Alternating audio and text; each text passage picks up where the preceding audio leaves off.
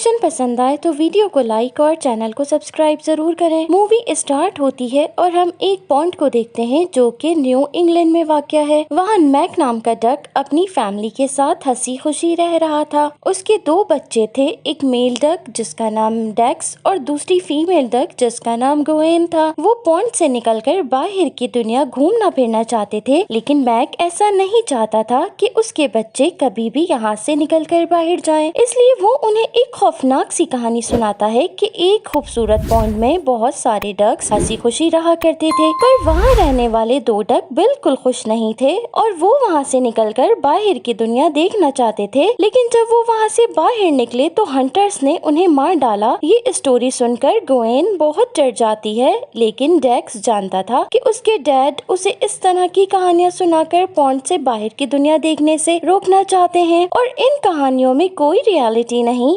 इसलिए वो बोर होकर वहाँ से चला जाता है। लेकिन गोएन को वो काफी हद तक डराने में कामयाब हो गया था। उसको डरा हुआ देखकर मैक्स की वाइफ पाम उसे इस तरह की बकवास कहानियाँ सुनाने से मना करती है। गोएन सोने चली जाती है और उसके पेरेंट्स भी सो जाते हैं। अब हम अगले दिन का सीन देखते हैं जहाँ पर मैक अपने बच्चों की मदद से अपने नेस्ट को रिपेयर कर रहा था। तभी वो देखते हैं कि डक्स का एक झुंड उनके पॉन्ड में आ जाता है और वो लोग माइग्रेशन करते हुए जमैका जा रहे थे और वो थोड़ी देर सस्ताने के लिए पॉन्ड में आए थे। पाम उन्हें देखकर बहुत खुश हो रही थी और वो उनसे मिलने का डिसाइड करती है और अपने साथ मैक को भी चलने का कहती है। तभी वो देखते हैं कि डेक्स और गोएन उनके पास नहीं है और वो पहले ही उस झुंड से मिलने के लिए वहाँ जा चुके हैं। डेक्स सबसे हेलो हाय कर रहा था, तभी वो एक फीमेल डक से टकरा जाता है। उस डक का नाम किम था और वो डेक्स को बताती है कि हम विंटर स्पेंड करने के लिए साउथ पोल की तरफ जा रहे हैं और अब वो मैक्स से पूछती है कि वो लोग सर्दियाँ स्पेंड करने कहाँ जाएंगे, लेकिन गोएन बोल पड़ती है कि हम सर्दियाँ स्पेंड करने कहीं नहीं जाते। इस पर किम उनसे कहती है कि तुम लोगों को भी जरूर कहीं न कहीं जाना चाहिए। वो उनसे कहती है कि तुम भी हमारे साथ चलो, तुम्हें हमारे साथ चलने में बहुत मजा आएगा और वहाँ पर तुम अपनी पसंद का फेवरेट फूड भी खा सकते हो। तभी वहाँ पर मैक और पाम भी आ जाते हैं और गोएन उन्हें सरगोशी में बताने लगती है कि उसके लाख मना करने के बावजूद डेक्स उसे जबरदस्ती अपने साथ ले आया, जिस पर डेक्स उस पर धावा बोल देता है और कहता है कि ये झूठ बोल रही है, उसने ऐसा कुछ नहीं किया। मैक उन लोगों को लेकर वहाँ से जाने लगता है। तभी किम भी अपनी फैमिली को लेकर वहाँ पर आ जाती है। किम के डैड उस झुंड के लीडर थे। वो मैक से कहते हैं कि क्या तुम भी हमारे साथ माइग्रेशन में शामिल होना चाहते हो। किम की मॉम भी उन्हें बताती है कि हम सब जमैका जा रहे हैं, जो कि बहुत खूबसूरत जगह है। वहाँ एक बहुत बड़ा समुंदर है जिसका पानी चमकदार है। ये सुनकर पाम बहुत खुश होती है और कहती है कि काश मैं भी वहाँ जा सकती।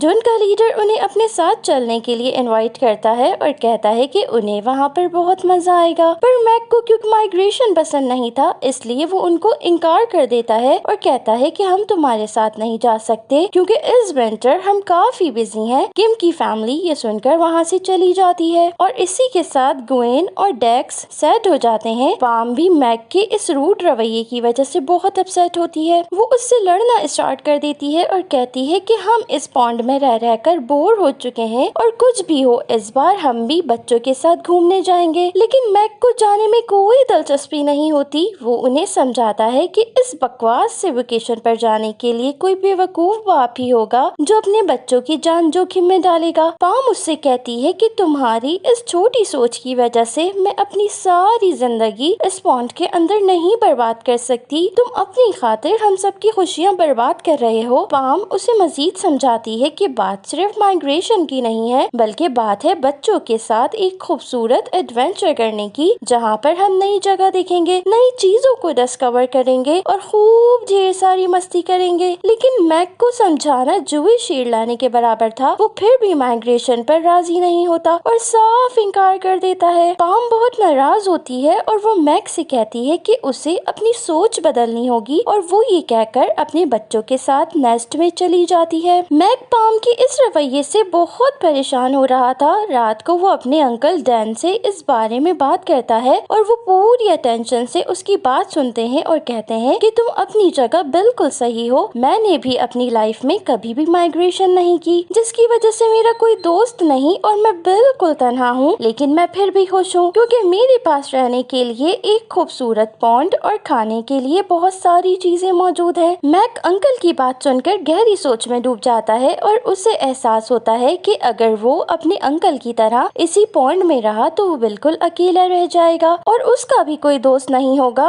और वो ऐसा बिल्कुल भी नहीं चाहता था। इसलिए वो माइग्रेशन करने के लिए डिसाइड करता है। नेक्स्ट मॉर्निंग वो अपनी वाइफ और बच्चों को सुबह सुबह उठा देता है और उनसे कहता है कि हम एक बहुत मजेदार सफर पर जाएंगे जहां हम सब खूब एंजॉय करेंगे और हमें बहुत मजा आएगा। डेक्स इस बात से बहुत खुश होता है कि वो लोग जमैका जा रहे हैं। वो अपने डैड के गले लग जाता है। पाम और ग्वेन भी उसके गले लग जाते हैं। इतने में अंकल डैन भी वहाँ पर आ जाते हैं। ग्वेन उन्हें खुशी खुशी बताती है कि हम विंटर स्पेंड करने जमैका जा रहे हैं और उन्हें भी हमारे साथ इस सफर पर चलना चाहिए, लेकिन वो मना कर देते हैं। पर ग्वेन उन्हें मनाती है कि प्लीज अंकल चलिए ना, तो वो भी इस सफर के लिए राजी हो जाते हैं और इस तरह उनकी जर्नी स्टार्ट हो जाती है। रास्ते में बारिश और खराब मौसम की वजह से मैक को अपनी फैमिली समेत एक शेड के नीचे रात गुजारनी पड़ती है। खराब वेदर होने की वजह से अंकल डैन बहुत परेशान हो रहे थे कि वो बच भी पाएंगे कि नहीं, तो पाम उन पर गुस्सा करती है और उन्हें कहती है कि उन्हें बच्चों के सामने इस तरह की मायूसी की बातें नहीं करनी चाहिए। मैक बच्चों को समझाता है कि परेशान होने की कोई बात नहीं, थोड़ी ही देर में मौसम सेट हो जाएगा और हम दोबारा से अपनी जर्नी स्टार्ट कर लेंगे और हम इसमें खूब फन करेंगे जो कि हमें हमेशा याद रहेगा। मैक और उसकी फैमिली की बातें सुनकर एक बगला एरन वहाँ आ जाता है और उनसे पूछता है कि इतने खराब वेदर में तुम सब यहाँ क्या कर रहे हो। वो सब कहते हैं कि वो सब यहाँ एंजॉय कर रहे हैं, लेकिन एरन को यकीन नहीं आता और वो कहती है कि तुम सबकी तबीयत खराब हो जाएगी और वो उन्हें अपने नेस्ट में ले जाती है। उसके नेस्ट में उसका हस्बैंड हैरी मौजूद था। वो अपने हस्बैंड को बताती है कि शिकार करने के दौरान उसे एक डक फैमिली मिली जो कि बारिश में परेशान हो रही थी, इसलिए वो उन्हें अपने साथ ले आई है। हैरी जब उनकी तरफ देखता है तो मैक और उसकी फैमिली बुरी तरह डर जाती है। उन्हें ऐसा फील हो रहा था कि ये दोनों मिलकर उन्हें खा जाएंगे, इसलिए वो वहाँ से जाने लगते हैं, लेकिन एरन उन्हें रोकने की कोशिश करती है और उन्हें समझाती है कि आज रात वो यहीं रुक सकते हैं, वरना तो वो किसी भी बड़े एनिमल की खुराक आसानी से बन जाएंगे। ये सुनकर पाम वहाँ रुकने के लिए तैयार हो जाती है, लेकिन मैक पाम से कहता है कि तुम यहाँ रुकने का डिसाइड कैसे कर सकती हो। उनकी आपस में गुफ्तगू देखकर एरन उनसे पूछती है कि क्या वो लोग कुछ कह रहे हैं, तो पाम कहती है नहीं नहीं,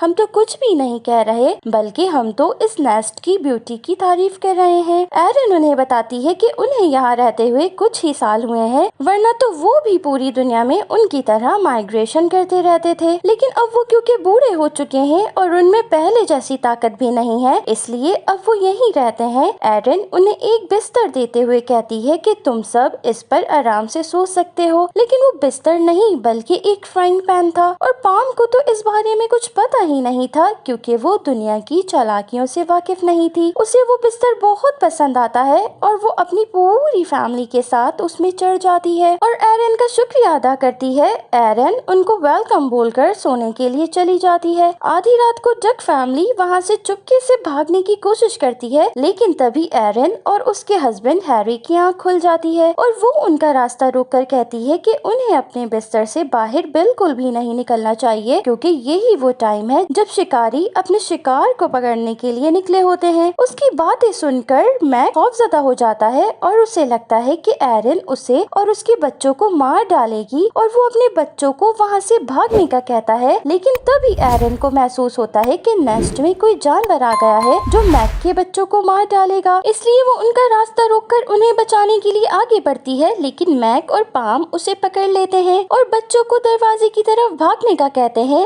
मैक और पाम दोनों एरन की टांग से लिपटे हुए थे, लेकिन वो अपनी टांग को जोर से झटका देती है जिससे वो दोनों हैरी के बिस्तर पर जा गिरते हैं और हैरी उन दोनों को दबोच लेता है। अब वो बच्चों को बचाने के लिए आगे बढ़ती है, लेकिन उन्हें ऐसा लग रहा था कि वो बच्चों को मार डालना चाहती है, इसलिए वो खौफजदा हो जाते हैं और वो उससे अपने बच्चों की जिंदगी के लिए गिड़गिड़ाने लगते हैं। लेकिन ठीक उसी टाइम पानी में से एक बड़ी सी मछली निकलती है और दोनों बच्चों को अपने मुंह में दबोच लेती है, लेकिन तभी एरन फिश को पकड़कर उन दोनों बच्चों को आजाद करा लेती है और उस फिश को एक बकेट में बंद कर देती है। तभी हैरी भी मैक और पाम को छोड़ देता है। अब उन दोनों को एहसास होता है कि वो एरन और हैरी के बारे में कितना गलत सोच रहे थे। वो दोनों तो उनके वेल विशर हैं। वो दिल ही दिल में उनका शुक्रिया अदा करते हैं और फिर वो सब एक साथ सोने के लिए लेट जाते हैं। सीन चेंज होता है और हम नेक्स्ट डे का सीन देखते हैं और डक फैमिली एरन और हैरी को थैंक्स बोलकर अपने आगे के सफर पर निकल पड़ती है। वो सब बादलों से खेलते हुए आगे की तरफ बढ़ रहे थे और बिला आखिर वो न्यूयॉर्क सिटी पहुंच जाते हैं। वहां वो ट्रैफिक में फंस जाते हैं और अंकल डैन उनसे अलहदा हो जाते हैं। अंकल एक टावर में फंस गए थे। अपने आप को निकालने के चक्कर में वो एक फ्लैग में रोल हो जाते हैं, जिसकी वजह से उनको कुछ दिखाई नहीं देता और वो गिरते पड़ते एक दरख्त में अटक जाते हैं। किसी न किसी तरह वो खुद को आजाद करने में कामयाब हो जाते हैं। तभी वहाँ उनकी नजर एक सैंडविच पर पड़ती है और वो उसे खाने के लिए उठा लेते हैं। वहाँ पर कुछ पीजन्स भी मौजूद थे जो उनको सैंडविच खाता देखकर उनके पास आ जाते हैं और सैंडविच छीनने की कोशिश करते हैं, पर वो उन्हें डराकर भगा देते हैं। लेकिन इससे पहले कि वो सैंडविच खा पाते, पीजन्स का एक पूरा झुंड उनके ऊपर अटैक कर देता है। डक फैमिली भी उन्हें ढूंढते ढूंढते वहाँ पर पहुँच जाती है और उन्हें आवाजें देने लगती है। उनकी खौफजदा आवाजें सुनकर डक फैमिली उनकी हेल्प के लिए पहुँच जाती है, जहाँ वो देखते हैं कि अंकल डैन को पीजन्स ने बुरी तरह से घेर रखा था। वो सब पीजन्स पर अटैक कर देते हैं। तभी डेक्स को गुस्सा आ जाता है और वो पीजन्स को बुरा भला कहना शुरू कर देता है, जिसकी वजह से एक चंप नाम का पीजन गुस्से में आ जाता है। वो ग्रुप का लीडर भी था। कहता है कि किसने हमें अब्यूज किया।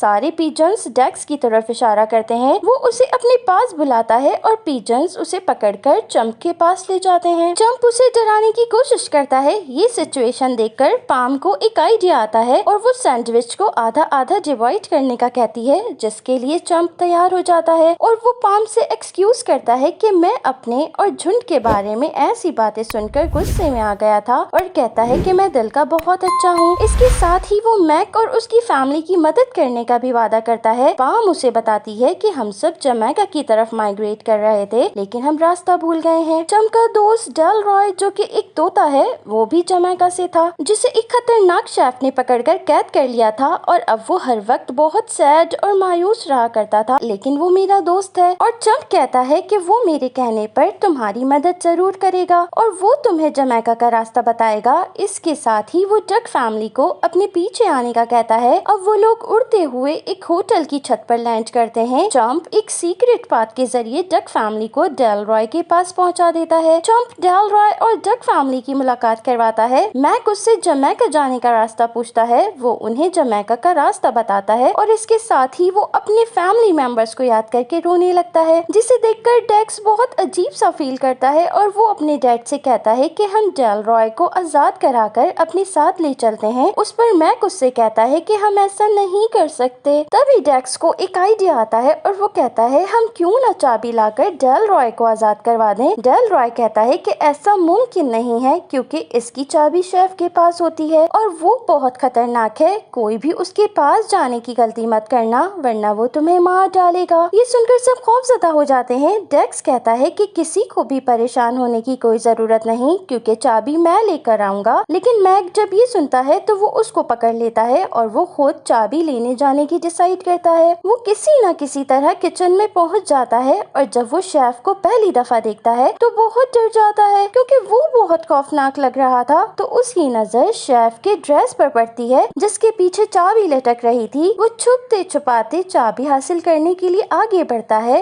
वो चुपके चुपके आगे बढ़ रहा था, तभी वो किसी से टकरा जाता है और ये कोई और नहीं बल्कि पाम थी, जो उसकी हेल्प करने के लिए किचन में आ गई थी। पाम को देखकर मैक बहुत नाराज होता है कि वो यहाँ पर क्यों आ गई, लेकिन वो किसी न किसी तरह मैक को मना लेती है और वो दोनों चाबी लेने के लिए आगे बढ़ते हैं। पाम चाबी लेने के लिए आगे बढ़ती है, लेकिन चूंकि चाबी कुछ फासले पर थी, इसलिए वो गिर ना जाए, मैक उसकी पूंछ पकड़ लेता है। लेकिन तभी उसकी नजर शेफ के ऊपर पड़ती है, जो कि नाइफ को गोल गोल घुमा रहा था। उसे देखकर मैक डर जाता है और पाम की पूंछ छोड़ देता है, जिससे वो दोनों गिर जाते हैं और किचन में अफरा तफरी फैल जाती है। चीजें इधर उधर बिखर जाती हैं। लेकिन इसी दौरान पाम चाबी भी हासिल कर लेती है, लेकिन शेफ उन दोनों को देख लेता है और उनको पकड़ने के लिए उनके पीछे दौड़ता है और उन्हें पकड़ भी लेता है। लेकिन एक वेटर की गलती से वो दोनों उसके हाथ से छूट जाते हैं और वहाँ से फरार हो जाते हैं। मैक और पाम जब किचन से बाहर निकलते हैं तो फिर वो डांसिंग फ्लोर पर आ जाते हैं, जहाँ पर वो डांस करते हुए लोगों के बीच में फंस जाते हैं। फिर वो खुद भी डांस करते हुए किसी न किसी तरह लोगों के दरमियान से निकल जाते हैं और इस चर्च तक पहुंच जाते हैं। शेफ को पीछे आता देखकर वो जल्द अज जल्द रूम में पहुंच जाते हैं और लॉक खोलने के लिए ट्राई करने लगते हैं, लेकिन जल्दबाजी की वजह से मैक लॉक नहीं खोल पाता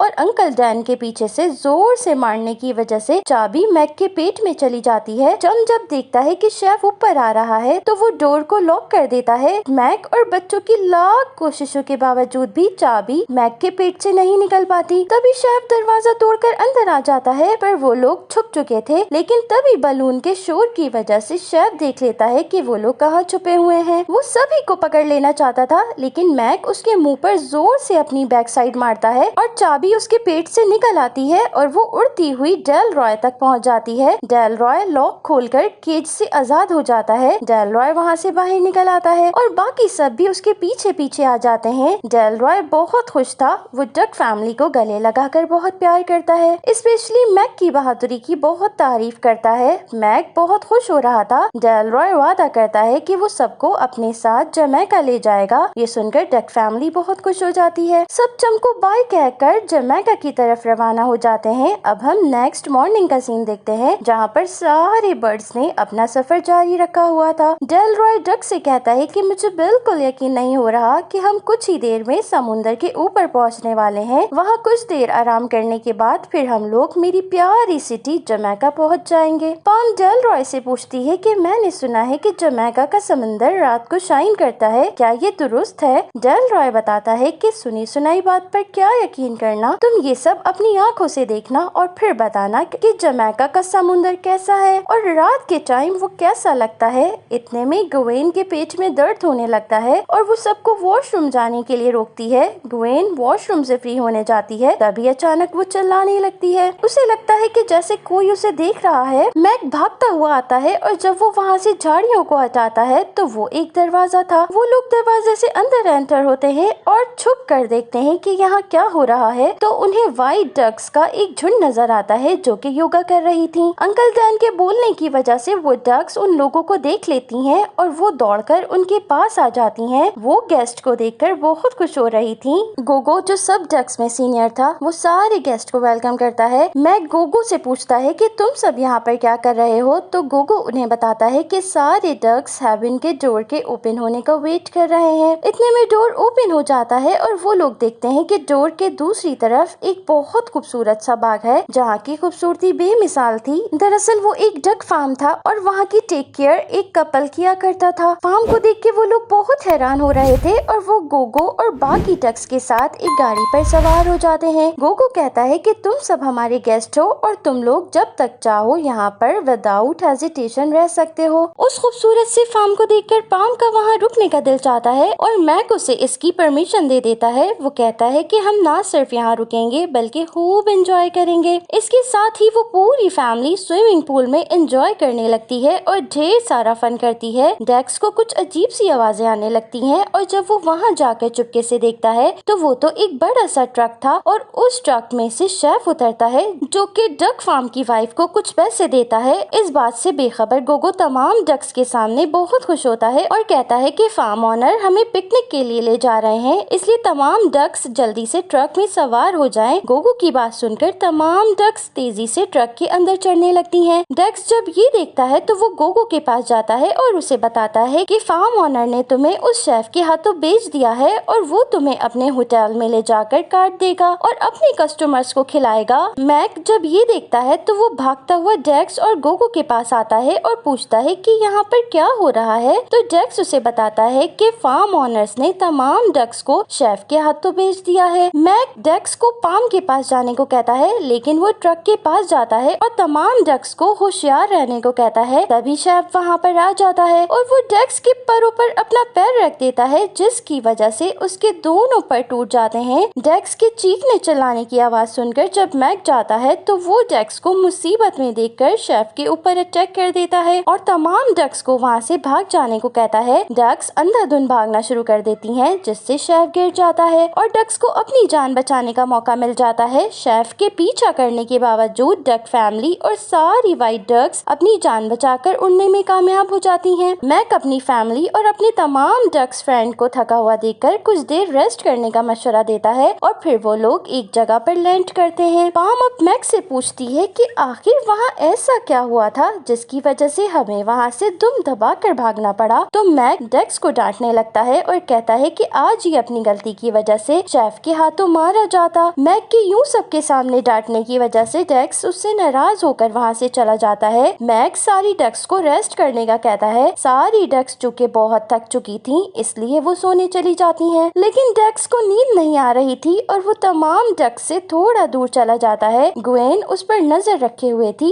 वो भी अपने भाई के पीछे पीछे चली जाती है और उसका मूड ठीक करने के लिए उसे गले लगा लेती है। रात के टाइम शेफ अपने हेलीकॉप्टर पर सवार होकर तमाम डक्स को तलाश कर रहा था। तमाम उसे एक जगह पर नजर आ जाती हैं और वो जाल फेंककर तमाम डक्स को उसमें कैद कर लेता है। डेक्स और ग्वेन जब ये देखते हैं तो वो उन सबको बचाने के लिए दौड़ पड़ते हैं, लेकिन जाल में कैद मैक उन्हें ऐसा करने से मना करता है और छुप जाने को कहता है। शेफ जाल को हेलीकॉप्टर में खींच लेता है और तमाम डक्स को केज में डाल देता है। तभी उसकी नजर मैक और पाम पर पड़ती है और वो उन दोनों को गर्दन से दबोचकर एक दूसरे केज में डाल देता है। डेक्स और ग्वेन अपने पेरेंट्स के जाने के बाद बहुत परेशान हो रहे थे, स्पेशली ग्वेन बहुत रो रही थी, लेकिन डेक्स उसे हौसला देता है कि वो अपने मॉम एंड डैड को ढूंढ निकालेगा और वो सोचता है कि किस तरह अपने परों को ठीक किया जा सकता है। अब दूसरी तरफ हम मैक और पाम को देखते हैं जो केज से निकलने के लिए कोशिशें कर रहे थे, लेकिन उनकी कोशिशें रायगा चली जाती हैं। पाम अपसेट होने लगती है और मैक से कहती है कि वो बिल्कुल सही कहता था कि हमें अपनी जगह से नहीं निकलना चाहिए, लेकिन मैक पाम का हौसला बढ़ाता है कि हम इस केज से जरूर निकल जाएंगे। तभी मैक को एक जबरदस्त सा आइडिया आता है और वो पिंजरे ही में कैद अपने साथियों की तरफ बढ़ने लगते हैं, लेकिन दोनों के अलग अलग कदम उठाने की वजह से वो डिसबैलेंस होकर गिर पड़ते हैं, जिस पर अंकल डैन और डेल रॉय उन्हें इनकरेज करते हैं और एक साथ चलने को कहते हैं। मैक केज से निकलने ही वाला था कि वहाँ पर शेफ आ जाता है और वो केज को पकड़ लेता है, लेकिन पाम शेफ की नाक पर जोर से काट लेती है। शेफ के हाथ से केज छूटकर गिर जाता है। डेल रॉय ये सब देख रहा था और उसे ये सब देखकर बहुत गुस्सा आ जाता है और वो सारे मिलकर शेफ पर अटैक कर देते हैं, जिससे हेलीकॉप्टर का गेट खुल जाता है। तभी पाम, मैक और शेफ हेलीकॉप्टर से नीचे गिर जाते हैं। शेफ नेट में फंस जाता है। मैक भी नेट को पकड़ लेता है, लेकिन नेट उसके हाथ से छूट जाती है और वो नीचे गिरने लगते हैं। तभी डेक्स और ग्वेन आकर केज का डोर खोल देते हैं और वो दोनों गिरने से बच जाते हैं। दूसरी तरफ बाकी तमाम बर्ड्स भी केज को तोड़कर आजाद हो जाते हैं। वो सब बहुत खुश हो रहे थे। इसी के साथ ही वो जमैका की तरफ रवाना हो जाते हैं। डेल रॉय उन्हें बताता है कि अब वो बस पहुंचने ही वाले हैं। आगे जाकर वो सब एक समुंदर में उतर जाते हैं। डेल रॉय को ऐसा लगता है कि जैसे उन्होंने एक गलत रास्ता चुन लिया था, जिसकी वजह से हम रास्ता भटक गए हैं, लेकिन परेशान होने की कोई जरूरत नहीं।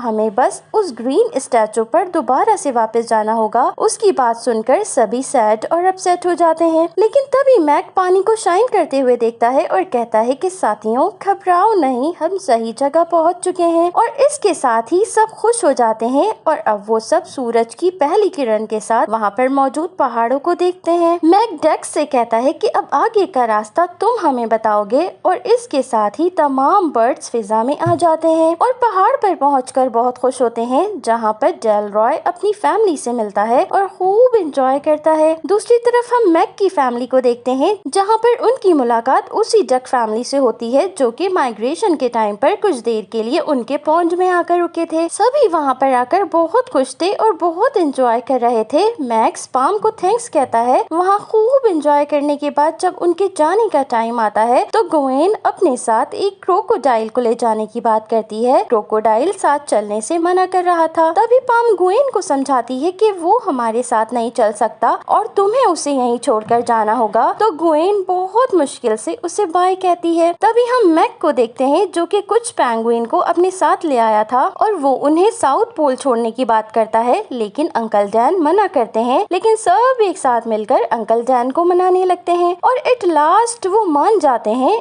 इसके साथ ही वो सब अपनी एक नई मंजिल की तरफ निकल पड़ते हैं और इसी के साथ ये ब्यूटीफुल मूवी यहीं पर एंड हो जाती है। सो फ्रेंड्स, ये थी आज की एक्सप्लेनेशन। आई होप कि आपको पसंद आई होगी। अगर आपको मेरी एक्सप्लेनेशंस पसंद आ रही हैं तो मेरी वीडियो को लाइक और चैनल को सब्सक्राइब जरूर करें। Thanks for watching.